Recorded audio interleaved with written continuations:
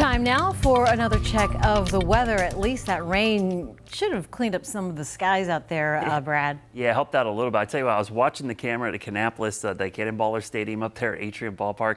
That ground crew, kudos to you guys. Boy, they were hustling to get that tarp out there. The wind was blowing, that shelf cloud came in. It was pretty impressive to see them get that out there. The strong winds were really the big story tonight. Most of us saw the wind, never really saw the rain, because what happened, these storms formed into Tennessee, Kentucky.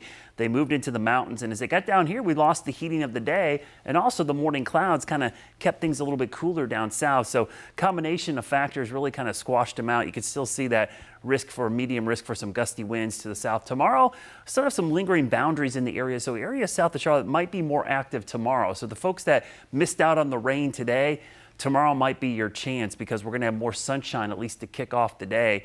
That's going to be the trend. You can see the showers and storms tonight, but tomorrow with sun for the first half of the day, this dying cold front and that low pressure still in the vicinity, might see a pop-up shower or storm after 4 or 5 o'clock.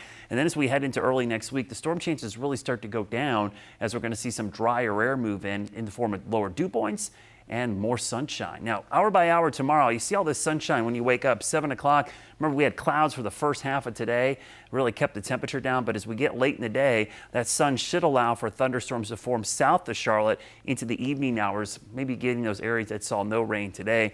Monday, Tuesday, you see the isolated nature of the showers and storms.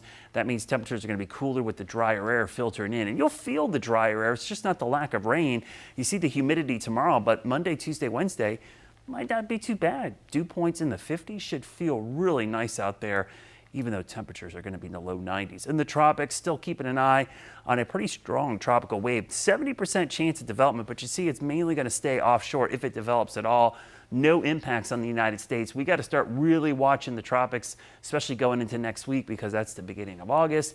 That heads towards our peak time of the year. August 1st to the end of the season, 87% of all named storms happen after August 1st. Long range, we're looking at warm temperatures staying across the south, but signs of some cooling trends to the north, maybe pushing the heat dome down to the south. Not going to help Texas or the desert Southwest. They've had just a brutal summer, and it looks like that's going to continue. But for us, maybe temperatures at least getting closer to average for most of next week, which means highs around 90 degrees. Lower rain chances after tomorrow's rain. You see next week those rain chances again kind of smaller. So we look long range too. You can see the temperatures dipping below average, maybe some upper 80s as well as we go into next week. So tomorrow, first half of the day is great. Second half, be prepared for a pop-up storm. Temperatures in the low 90s. Your Guy Roofing 7-day forecast shows those temperatures pretty toasty on Sunday and Monday. But as we go into next week, a lot more 80s popping up in the forecast.